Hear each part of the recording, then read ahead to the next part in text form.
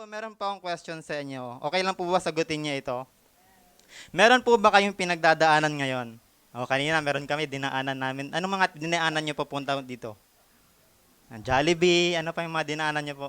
T-Flex, may mga dumaan po ba ng T-Flex dito? Ayan. Kidding aside po, problem sa family, ayan, pressure sa school, sa mga nag-aaral po, pressure na po ba kayo? O bakasyon na? Ayan, sa mga nag-work, pressure sa work, or financial struggles. O baka naman may mga silent battle po tayo na tayo lang ang nakakaalam. Okay? At yung parang ang dami mong tanong, pero parang walang sagot. At minsan nagkakaroon po tayo ng prayer. Ano yon? Lord, nasaan ka? Lord, bakit parang tahimik ka? Lord, bakit parang ako lang ang mag-isa sa laban na to? Natry nyo na pong itanong kay Lord yon. Pag may nakakaranas po tayo ng problems or struggles in life, natanong nyo na po ba yun? Lord, nasaan ka na? Tama po ba? Alam nyo po, hindi po tayo nag-iisa sa pakiramdam na yan. Kasi alam nyo po, kahit sa Bible, okay, may mga tao rin po na nagtanong po niyan. Kahit yung mga malalapit kay Lord, okay, dumaan din po sa mga ganitong moment. So sabi mo sa katay mo, hindi ka nag-iisa. Okay, pero ito po yung gusto kong maintindihan po natin ngayon, no? Na kahit kasama mo si Jesus, dadaan ka pa rin sa bagyo. Sino po dito nakaranas ka na ng bagyo in life? Hindi yung bagyo literal po, no? Pero problem sa buhay, tama po ba? At hindi po lahat ng kasama si Lord ay walang problema. Sino po dito walang problema? Meron po ba? Sana all, di ba? Wala kang problema. Pero hindi po lahat po tayo nagkakaroon ng problema, tama po ba? At hindi po lahat ng faithful ay walang struggle. Right? Hindi po porket nagpipray ka, nagsiserve ka kay Lord, or nagbibigay ka, smooth sailing na po ang buhay. Hindi po. In fact, minsan habang sinusunod mo si Lord, habang nasa gitna ka ng obedience, doon pa dumarating ang bagyo. Na-try nyo na po yon. Sino po dito mga nag-life retreat? After ng life retreat, merong biglang may problema, tama po ba? Habang nasa journey ka, nagkakaroon ng problema. At minsan dito tayo nagkakaroon ng mindset na, Lord, ginagawa ko naman yung tama eh. Bakit ganito pa rin? Lord, nagsiserve naman ako, bakit naranasan namin to? Nagbibigay naman ako, bakit ko nafe-feel to? Alam nyo po, ito po ang good news. Ang presence ni Jesus sa buhay mo ay hindi po garantiya na walang bagyo. Hindi po. Pero garantiya na hindi ka lulubog sa bagyo. Sino po dito relate dyan? 'Di ba? Hindi naman po ibig sabihin na kay Lord tayo ay wala nang bagyo, wala nang problema. Pero ito po ang importante, garantiya po na hindi po tayo lulubog pagdating sa bagyo. Kaya sabi mo sa katabi mo, kasama mo si Jesus, pero ready ka ba sa bagyo? Ngayon pong umaga, pag-uusapan po natin ang ito sa Bible, isang sitwasyon po kung saan kasama ni Jesus ang mga disciples sa bangka. Pero nung dumating ang malakas po na bagyo, okay, natakot ang mga disciple. At dito natin makikita, ano nga ba ang ibig sabihin kapag si Jesus ay nasa bangka mo? Okay? Even in the middle of the storm. Excited na po ba kayo? Ayan, kaya naman po, usapan po natin ang ating topic entitled, When Jesus is in Your Boat. Sabihin natin, when Jesus is in your boat. Amen. Sige po, before we continue, let's pray. Lord, thank you for today. Salamat po sa buong week na iningatan, ginabayan, sinustain mo po kami. And Holy Spirit, we acknowledge you, welcome you, speak to us, guide us. And Lord, salamat po through this word, Lord God, ay matutunan naman po kami. And I pray, and I hope, Lord God, na bawat naririnig po ngayon ay, nakikinig po ngayon, ay i-open ang aming mga puso at isip, Lord God, para tanggapin ang iyong salita. Thank you, Lord, in Jesus' name. Amen and amen. Sige po, excited po ba kayo? Ayan, pakisigaw naman, excited na ako. Ayan, sige po, let's go to our main text in Mark chapter 4, verses 35 to 41. Pwede po ba salitan po tayo? Ayan, mauna po ako. Sabi niya, that day, when evening came, he said to his disciples, let us go over to the other side. Leaving the crowd behind, they took him along, just as he was in the boat. There were also other boats with him. Next po. The waves broke for the boat.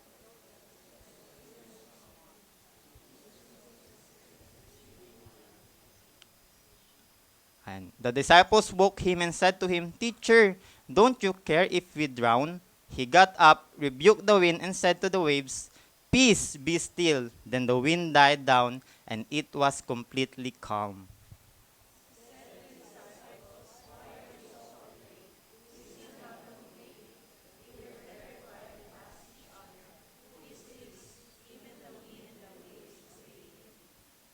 Ayan. Basahin ko po sa Pinoy version. Okay po. Ako lang po magbabasa. Sabi niya, nung gabing yon, sinabi ni Jesus sa mga disciples niya, tawid tayo sa kabilang side ng lake. Kaya iniwan nila ang mga tao at sumakay sila sa bangkang sinasakyan ni Jesus. Meron pang ibang bangka na sumunod sa kanila. Pero biglang umihip ang malakas na hangin at lumaki ang mga alon. Pinasok ng tubig ang bangka at halos lumubog ito. Natutulog si Jesus sa bandang likod ng bangka at nakaunan pa siya. Wow, may unan. Kaya ginising siya ng mga disciples at sabi nila, "Teacher, wala po ba kayong pakialam? Mamamatay na tayo." Bumangon si Jesus at sinaway ang hangin, "Tumigil ka." At sinabi sa mga alon, "Kumalma ka." Tumigil nga ang hangin at bumuti ang panahon. Pagkatapos, sinabi ni Jesus sa mga disciples, "Bakit kayo natatakot? Wala pa rin ba kayong faith?" Lalo patuloy silang natakot. Kaya nagtanungan sila, sino nga talaga siya? Grabe, pati hangin at alon sumusunod sa kanya. Ha ha ha ha. Ha? AI yan. Ayan. So, background lang po, no? Short background. Ang Mark 4:35 to 41 ay nangyari po sa Sea of Galilee. At ito pong lawa po na ito ay kilala sa mga biglaang bagyo. Okay po ba? Malalakas na bagyo dahil napapalibutan po kasi ito ng bundok. Okay? Kaya nga po, before po yung eksena na to, no, nung time na yon, nung araw na yon, marami pong, buong araw pong nagturo si Jesus. Kaya nga talagang pagod siya, tama po ba? So, pagod po si Jesus nung time na yon. Pagkatapos, yun nga, sinabi niya sa mga disciple niya, tumawid sila sa kabilang lawa gamit ang isang maliit na bangka. So yun na, habang nasa gitna po sila ng lawa, bigla pong dumating ngayon yung malakas na bagyo. Okay? Lumakas yung hangin at alon. Yung alon po, yung tubig pumapasok na sa bangka. Kaya nalagay sila sa panganib, sa gitna ng kaguluhan. Dito natin nakikita na si Jesus po ay natutulog. Anong ginagawa niya? Habang ang lakas ng bagyo, 'di ba? Pumapasok na yung tubig sa bangka. Anong ginagawa ni Lord? Natutulog. Nandun siya sa bandang hulihan ng bangka. Habang yung mga disciple niya ay nahihirapan sa sitwasyon. 'Di ba? Nagpapanik na yung mga disciple. Lord, anong gagawin namin? Siguro yung yung moment na ang daming ingay tapos pagdating kay Lord yung camera, parang tahimik lang, 'di ba? Kalmado lang. Parang mga ganong moment. Alam niyo po ba nung binabasa ko pong story na to, na-realize ko po na hindi lang pala ito kwento ng mga disciples noon. Pero possibly kwento rin ito ng buhay po natin ngayon. Kasi kung magiging honest po tayo, no, lahat po tayo may mga sariling bangka, tama? May mga sarili tayong buhay na pilit natin kinokontrol. May mga direksyon tayong gustong puntahan, okay, na gusto lang nating puntahan. Pero habang nasa biyahe tayo, anong nangyari? May dumating na malakas na bagyo na hindi natin inaasahan. 'Di ba? Isang problema, isang tawag, isang breakdown, isang sitwasyon na hindi natin kayang ayusin. Na-try nyo na po yun. Experience nyo na po yun. At alam nyo po, nung mafe-feel mo na parang lulubog ka na, right? At sa moment na yon, hindi mo na natanong kung gaano kalakas eh. Pero ang tanong mo na, Lord, nasaan ka? Parang mga disciples, Lord, natutulog ka lang naman. Pero yun nga, balik po tayo sa story. So hindi sila nag-iisa sa bangka, tama po ba? Pero kasama nila si Jesus. Pero kahit kasama nila si Jesus, may bagyo pa rin. At hindi lang yun, takot na takot pa rin ang mga disciple. Right? And same with us. Alam mo, kung alam mong kasama mo si Jesus, bakit ngayon natatakot pa rin tayo? Bakit natatakot pa rin tayo kahit alam mo naman na kasama mo si Lord? At dito po natin makikita sa passage na ito na hindi lang kung paano humupa ang bagyo, kundi kung paano dapat sila mag-react pagdating sa bagyo. Sabi ko nga, may kanya-kanya tayong bangka, tama po ba? Pero ang tanong, paano tayo magre-react or magre-response kapag nakaranas na tayo ng bagyo? Okay, excited mo pa kayo? Ayan, ngayon po, I know hindi ko po kayo kilala masyado lahat, pero alam ko po, lahat po tayo may storm sa buhay. May mga kanya-kanya tayong problema. Sino po dito may mga problema? Iba-iba po tayo ng problema ngayon. Okay po ba? But the real question, anong meron sa storm? Ang tanongin niyo ako, anong meron sa storm? Number 1, obedience does not exempt you from storms. Basahin po natin, number 1. Obedience does not exempt you from your storm. Sabi sa verse 35 mo, that day when evening came, he said to his disciples, let us go over to the other side. Pansinin po natin ito, no? Si Jesus po mismo ang nagsabi na tumawid sila, tama? Kaya sabi niya doon, let us go over to the other side. Hindi lang po sila napunta doon by accident, tama po? Pero at hindi lang din po sila naliligaw. So it was a command from the Lord, it was a intentional. Right? Nasa tamang lugar po sila, nasa tamang timing sila, nasa gitna sila ng will ni Lord. At dito po tayo, minsan nagkakaroon ng struggle sa ating Christian life. Minsan naisip natin kasi, Lord, sumusunod naman ako, bakit may problema pa rin? Natry nyo nang tanungin kay Lord yon. Nag-serve ka naman, nag-pray ka naman, pero bakit, Lord, magkakaroon pa rin ng problema? Alam nyo po, the answer is, ang obedience po, hindi ka i-exempt nito from storms. Because following Jesus is not a storm-free life. Hindi ibig sabihin, sumusunod ka kay Lord, wala ka ng problema. Hindi po. Think about this way, sa mga estudyante, may mga estudyante po ba tayo dito? Ayan, may mga estudyante tayo dito, no? Di ba kahit nag-aaral ka, meron pa ring exam. Tama? In fact, the more you grow, the harder the test become. At ganun din po sa ating spiritual life, growth requires testing, and faith is proven in pressure. Sino po dito na-try nyo ng ma-pressure? Diba? At kapag napipressure ka, minsan dito natitest yung faith mo, tama po ba? Kung magtitiwala ka ba kay Lord or hindi. At hindi po lahat ng bagyo ay parusa, minsan ito po ay proseso. Diba? Nag-serve ka, pero anong nangyari? Napagod ka. Diba? Naging mabait ka naman, pero nasasaktan ka. Ginawa mo yung tama, pero nahihirapan ka pa rin. At ngayon nagkakaroon na ng question sa'yo, Lord, bakit ganito? Bakit ako pa ang nakaranas nito? Pero listen carefully, not every storm is a consequence of sin. Some storms are part of God's shaping process. Kapag nagkakaroon po tayo ng problem or storm sa buhay, huwag ka nating isipin, Lord, may nagawa ba akong kasalanan? Lord, may nagawa ba akong mali? Hindi po. Kasi minsan, nagkakaroon ng storm kasi dito tayo pinapalakas. Okay po ba? Hindi lahat ng problema yung maling desisyon, dahil sa maling desisyon natin. Sometimes, it's a test, not a punishment. Hindi ka pinapunish ni Lord, tinetest ka lang niya. Amen? Kaya kung nasa bagyo po kayo ngayon, wag mo agad isipin na mali ka. Isipin mo nasa training ka. Okay po ba? Why? Because God is more concerned about your character than your comfort. May mga bagay po na hindi natin matututunan sa comforted na buhay, sa tahimik na buhay. Okay? There are lessons you will only learn in the storm. Di ba? Sino po dito, pag nakaranas ka ng problema, may mga lesson learned po tayo. Yun po yung purpose nun. Kaya nga tandaan po natin, if Jesus told you to the other side, alam mo kahit may bagyo pa yan, aabot ka dun. Di ba? Sinabi ni Lord sa'yo, alis ka dyan anak sa comfort zone mo, pumunta ka sa kabila. Alam mo kapag sinunod mo yon, yes may bagyo pero aabot ka, makakarating ka. Amen? Because God's direction does not guarantee a smooth journey. But it guarantees the right destination. Amen? Alam niyo po kapag si Lord ang nag-lead sa'yo, hindi niya pinapangako na magiging madali ang daan. Pero pinapangako niya na tama ang pinupuntahan mo. Diba? Importante yun na nasa tamang direction tayo. Tama po ba?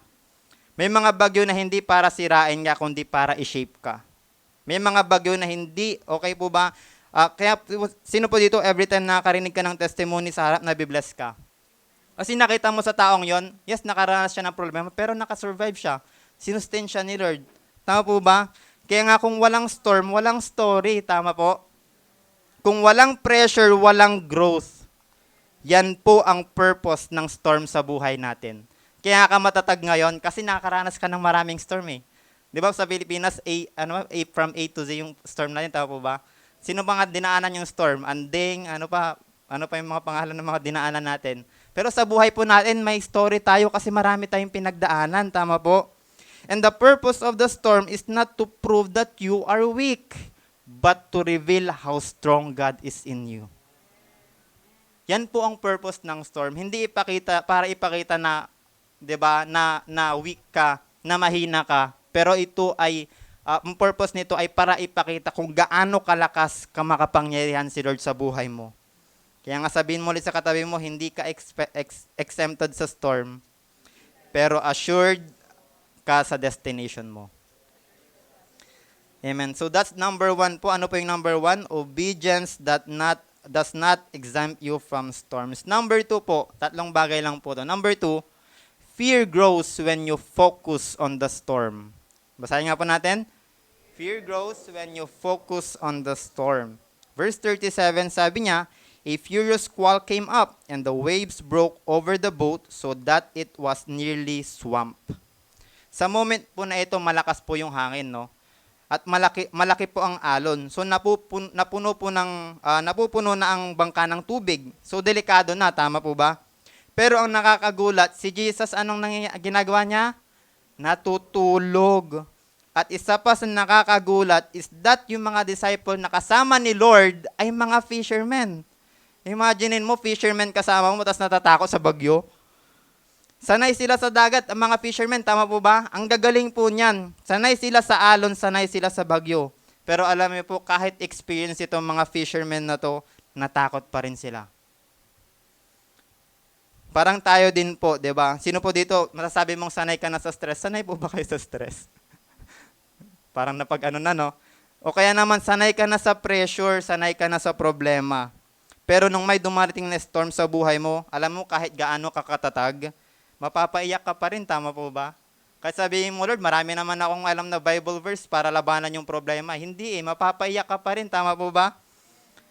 Because the truth is, fear is natural, but focus is a choice. Natural lang po na makaranas tayo ng takot kapag nagkakaroon ng problema. Pero, choice mo naman kung kanino ka magpo-focus. Tama po ba? Kapag nakafocus ka sa problema, of course, lalaki ang takot mo. Lalaki ang doubt, lalaki ang anxiety. Kapag puro naman bad news ang pinapakinggan mo, baka puro bad news na pinapanood natin ngayon, pinapakinggan. Kapag puro negative na ang tinitingnan mo, unti-unti ka nang lulubog sa fear. Diba? Nag-scroll ka lang sa Facebook, tapos nakita mo, ginigira na yung anay. Diba? Ngayon, natatakot ka na talaga. Lord, ano nang gagawin namin? Right? Kaya nga alam nyo po, tandaan po natin ito, no? What you focus on will control you. Tama po ba? Kung saan ka nakafocus ngayon, yan ang magkocontrol sa'yo. Kaya nga sa verse, saan po tayo nagfocus ngayon? Yan po ang magkocontrol sa atin. Kaya nga sabi sa verse 38, no, sabi niya, Jesus was in the stern, sleeping in a cushion. The disciples woke him and said, Teacher, don't you care if we drown? Wala ka bang pakialam, Lord, kapag lumubog kami dito? So, pansinin nyo po, no, hindi lang ito patungkol sa bagyo, pero naging trust issue na. Nagkaroon na ng trust issue. Sabi niya doon, no, Lord, or don't you care if we drown? Lord, pababayaan mo ba kami? So, yung mga disciple, nagkaroon na ng trust issue. Hindi dahil sa sobrang lakas ng storm, kundi nawala na yung focus nila kay Jesus. Dahil nakafocus ang mga disciples sa alon, sa bagyo, ayun, dinala tuloy sila ng takot. Alam niyo po ba na ang focus mo ang magdedetermine ng faith mo? Kung saan ka nakafocus ngayon, yan ang magdedetermine ng faith mo. At minsan, feeling natin, lumalaki ang problema, pero ang totoo, lumalaki lang yung tingin natin sa problema. Right? Kaya nga alam niyo po, kapag ang mata natin nasa storm, yung puso mo, talagang mapupuno ng fear yan. Pero kapag ang mata mo nakafocus kay Lord, I tell you, mapupuno po yan ng faith. Mapupuno tayo ng pananampalataya. So focus lang kay Lord. Amen? Ang bagyo po, hindi natin makokontrol yan. Tama po ba? Sino po dito na try mo nang mag-control, mag-airbender ka? Hindi po natin makokontrol ang bagyo. Tama po ba? Pero kahit anong gawin natin, kahit ilang soft moves at ilang pitik gawin natin, di ba? Hindi natin makokontrol ang bagyo. Pero kaya mong kontrolin yung focus mo. Amen? Kaya maraming tao po ngayon nakaranas ng anxiety, hindi dahil wala si Lord sa kanila, kundi dahil lumilit si Lord sa perspective nila. Kasi nga, anxiety grows when God shrinks in your perspective. Hindi po problema kung gaano kalakas ang bagyo. Ang problema ay kung gaano kaliit ang tingin mo kay Jesus. Kaya nga, alam nyo po, kapag naririnig mo ang fear kaysa faith, mali ang pinapakinggan mo. Kapag mas pinapaniwalaan mo ang sitwasyon kaysa sa salita ng Diyos, doon po nagsisimula ang panic. Ganto yan eh. Kapag pinapalit mo yung storm, kapag pinapalaki mo yung storm, liliit si Lord.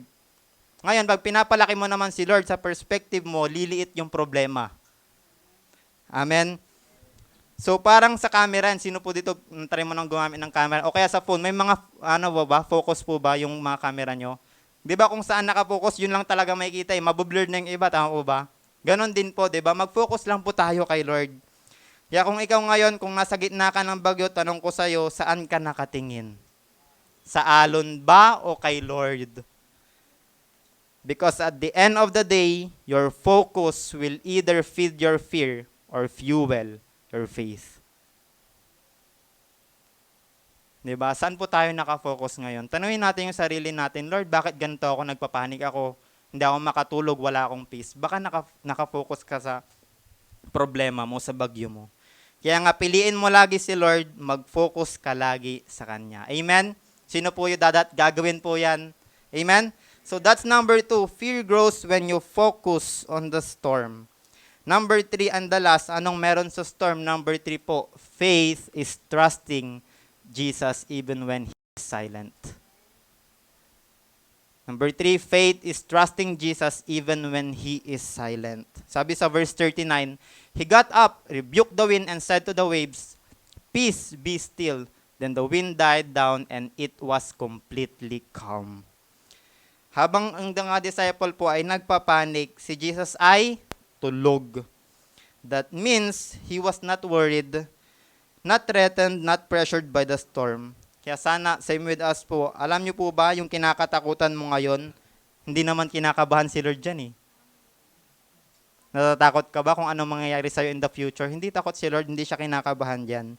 Kaya nga, when He said, peace, be still, one word from Jesus, tapos ang bagyo. And sometimes we think we need a long process. But with Jesus, one command can change everything instantly. Isang command lang ni Lord, kaya niyang baguhin lahat yan. So bakit tayo mag-worry? Amen? Mag-focus lang tayo kay Lord. Magkaroon lang tayo ng pananampalataya kay Lord. Amen? Akala natin, kailangan nating matagal proseso bago maayos ang lahat. Pero kay Jesus, isang salita lang po niya. Kaya niyang baguhin ang sitwasyon mo. Verse 40, sabi niya po dyan, He said to His disciples, Why are you so afraid? Do you still have no faith? Hindi po sinabi ni Lord dito na grabe ang bagyo. Hindi po. Instead, He asked, nasaan ang faith mo? Alam niyo po ang faith, it is not believing that storms won't come. Hindi po. Ang faith po is believing that Jesus is in control even when storm comes. Yan po ang faith. Amen? Sa gitna ng bagyo, okay po ba? Kaya sana po, no, kahit walang sagot si Lord minsan, pwede ba magtiwala pa rin tayo sa Kanya? Kahit delayed pa yan, still trust Him. Kahit tahimik pa, still trust God. Kasi nga, your storm is not meant to destroy you. It is meant to reveal who Jesus in your life. Yan po ang storm. Hindi para sirain ka. Ang problema, hindi para sirain tayo. Ito ay para i-reveal kung sino nga ba si Lord sa buhay natin. Kasi dito natin makikita kung talagang may faith tayo kay Lord. Kapag nagkaroon tayo ng problema, di ba, makikita natin kung tatawag ba tayo kay Lord o hindi. Sa gitna ng bagyo, mas makikilala mo talaga si Lord. At hindi lang sa isip, kundi sa experience natin. And silence po does not mean absence. It means God is working behind the scene. May ginagawa si Lord. Amen? Kasi hindi naman kailangan gumalaw ni God para patunayang may ginagawa siya eh. God is always working. Amen? Even when you don't see it. God is working. Amen? Hindi porket wala kang nakikitang progress ay wala nang ginagawa si Lord. Hindi po. Minsan, unseen ang work niya, pero tuloy-tuloy pa rin. Amen? And faith is not seeing the solution, it is trusting the Savior. Faith is not seeing the solution, it is, trusting the Savior. Hindi kailangang malinaw ang sagot bago ka magtiwala. Ang faith po ay nakafocus kay Jesus. Hindi po sa outcome. At kung kasama mo si Lord sa bangka, hindi ka lulubog even if it feels like it. Di ba may mga moments sa buhay na, Lord, parang di ko na kaya talaga. Hindi po, kasama mo si Lord. Amen? Maaring pakiramdam mo, matatapos ka na, pero hindi ka pababayaan ni Jesus. Presence niya ang assurance mo, hindi po yung situation mo ngayon. The presence of Jesus in your life is greater than the storm around you. Mas malakas si Lord kaysa kahit anong problema mo. Amen? Ang faith po, hindi nag-aalis ng bagyo, hindi po. Binabago nito ang puso mo sa gitna mismo ng bagyo. Sino po dito mas binabago ka ni Lord kapag may testing, may challenges sa buhay? Tama po ba? Mas nagtitiwala tayo kay Lord eh. And sometimes, God calms the storm, but sometimes, He calms you in the storm. Amen? Minsan, pinapakalma naman ni Lord ang storm at minsan, ikaw yung pinapakalma niya mismo sa storm na yon. Konting testimony, nung na-experience ko po ito, kasi devotion ko po ito nung after namatay ni Mama. So timely siya sa akin. And sabi ko, nung na-experience ko ito, personally, nung pagdating ko nung hospital, syempre namatay po si Ma'am. Pagdating ko nun, nasa na siya, parang morgue ng hospital, ganon. Tapos, pagdating ko doon, ako na yung nagbantay muna habang nakaiga si Mama ko that time. Kasi nga yung mga kapatid ko, nasikaso yung papers, ganyan. Tapos sabi ko, Lord, habang umiyak, syempre grabing pain yung naramdaman ko. And I asked God, Lord, anong pwede kong gawin? Ang sakit ng naramdaman ko. And sabi niya sa akin, sige, mag-worship ka. Sa akin ni Lord, sige, mag-worship ka. And that time, habang nakaupo po ako, katabi ko si Mama, kinanta ko na lang yung goodness of God. Sabi ko, Lord, all my life you have been faithful. And nung naramdaman ko na nasa gitna ako ng storm, nung time na yun, pinakalma ko ni Lord. And ganun po si Lord, 'di ba? Hindi lang niya pinapakalma ang storm, pero ikaw mismo kahit nasa gitna ka ng storm, pinapakalma ka niya. Amen. At minsan inaayos niya ang situation mo, minsan ikaw pa ang binibigyan niya ng peace kahit magulo pa rin. Hindi mo po kailangan ng explanation, kailangan mo ng revelation kung sino si Jesus sa buhay mo. At hindi lahat may sagot kung bakit nangyari ang mga problema po sa buhay, pero mas mahalaga na makilala mo kung sino si Jesus sa gitna nito. God may be silent, but He is never absent. Tahimik si God minsan, pero hindi po siya nawawala. Kasama mo siya kahit hindi mo siya marinig. Kasi yung delays, yung delay ni God is not rejection, it is redirection and preparation. May mga delay po ba sa buhay po natin? Na Lord, ang tagal ko nang pinagpiprito, wala pa rin. Huwag kang mag-alala, hindi ni-reject ni Lord yung prayer mo. Pero nire-redirect ka lang niya at pine-prepare ka niya sa magandang gagawin niya sa buhay mo. Amen? Hindi po ibig sabihin na no ang delay. Hindi po. Minsan, inaayos ka lang ni Lord at ang path mo para sa timing po niya. Kaya nga, kahit tahimik si Jesus, kontrolado niya ang bagyo. Lagi po nating tatandaan yon. Amen? Hindi po kailangang magsalita si Jesus para kumilos. Even in silence, hawak niya pa rin ang lahat. Amen. Sino po dito natuto? Natutunan po natin ano ang meron sa storm. Number 1, recall lang po natin. Number 1, obedience does not exempt you from storms. Number 2, fear grows when you focus on the storm. And number 3 and the last, faith is trusting Jesus even when He is. Yan po ang storm sa buhay natin. Hindi ibig sabihin sumusunod tayo kay Lord, wala ng problema. Hindi po. Pero kapag nagkakaroon tayo ng problema sa buhay, 'di ba? Mag-focus lang tayo kay Lord. Amen. Sino po dito natuto? Palapakan po natin si Lord. So knowing all these things, anong kailangan natin gawin? Tanong mo katabi mo, anong gagawin ko? Ayan, what to do? Unang-una po, surrender fear. Amen. Sa mga surrender fear. Church, bitawan mo ang takot at ibigay ito kay Lord. Alam niyo po, hindi mawawala ang fear hanggat hindi mo ito sinusuko. ang fear po nandyan pa rin sa'yo kung hindi mo isusuko kay Lord. You can't hold on to fear and faith at the same time. Kaya nga kailangan mong mamili, fear ba or faith? Kaya nga mayroong t-shirt, di ba, faith over fear. Ang takot lumalakas kapag kinakapitan. Humihina kapag sinusuko. Okay? And surrender is not losing control. Kapag sinosurrender natin kay Lord, hindi ibig sabihin you lose control. It is giving control to the right one. Kung hindi mo kayang i-control, please, i-surrender mo na lang kay Lord. Amen? And fear says, ang ano mo sinasabi ng fear? What if? Pero ang sinasabi ng faith, even if. Hindi ka ginawa ni God para mabuhay sa takot, kundi sa pagtitiwala. Kaya nga, let go of what you can control and hold on to the one who controls everything. Bitawan mo ang fear at hawakan mo si God. Amen? So yan po, letter A, surrender fear.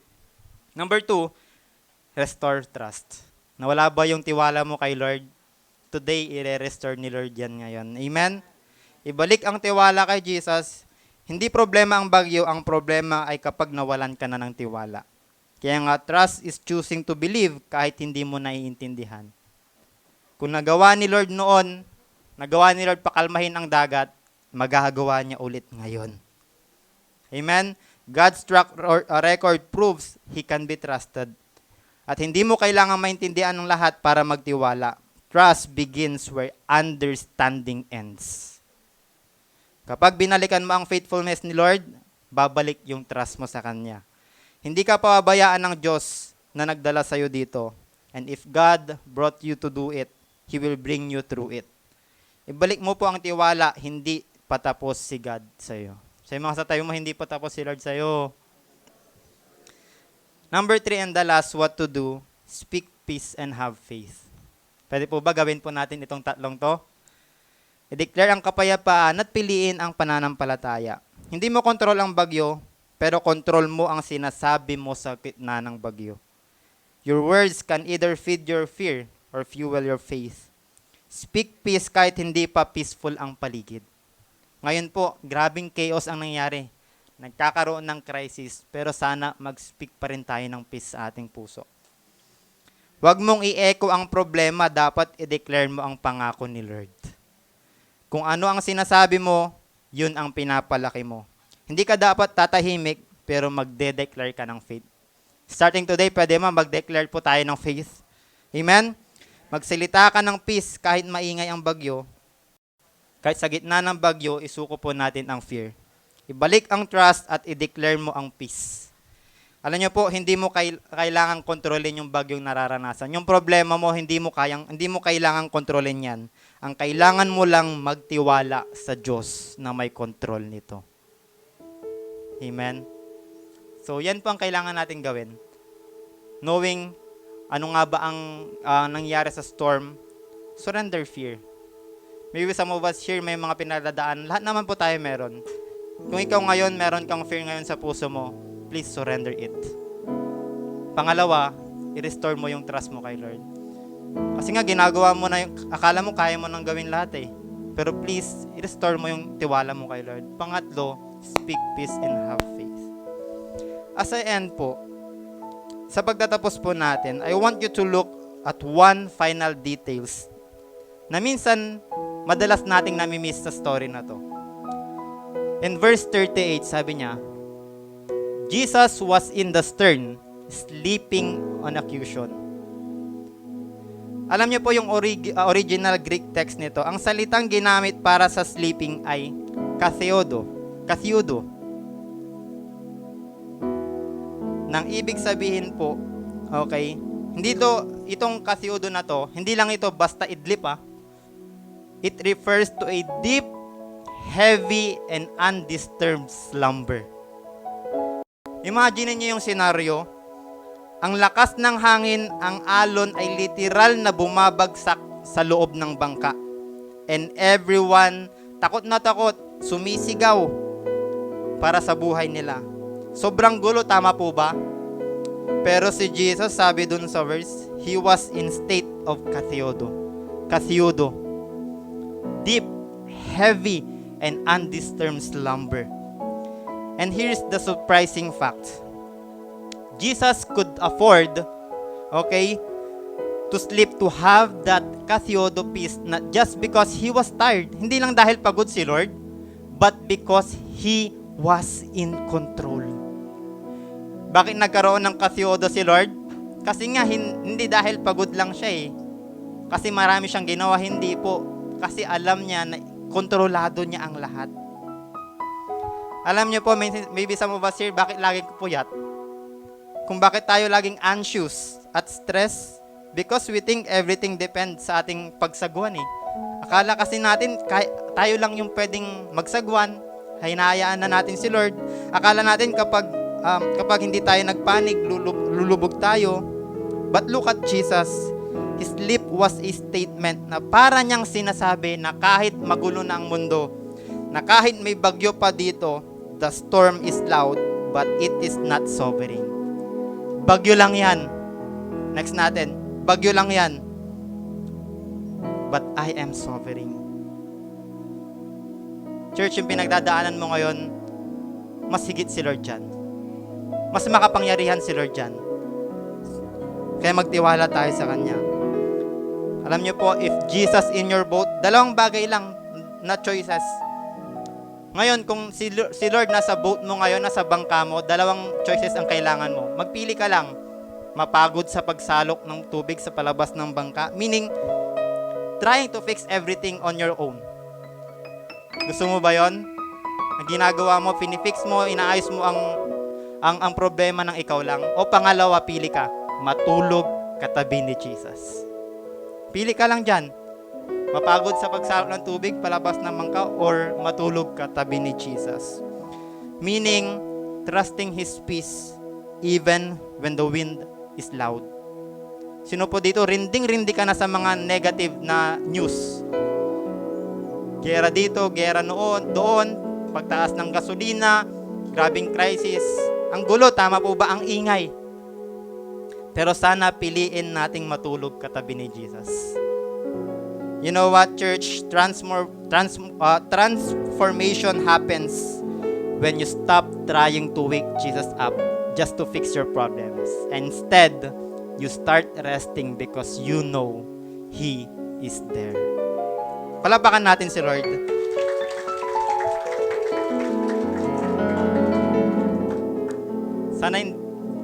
Sana magkaroon po tayo ng realization ngayon na siguro may mga times ang hirap nating makatulog tama po sa gabi. Kasi akala natin, kaya nating ayusin lahat. Alam niyo po, if the creator of the universe is resting in your boat, you need to stay up to manage the waves. Your panic will not stop the storm, sa totoo lang. Kahit magpanik ka pa, hindi yan matatapos ang bagyo. But your faith will allow you to have your own kathyodo. Your own rest in the middle of it. Gusto ko pong hamunin ang bawat isa. May challenge po ako sa inyo.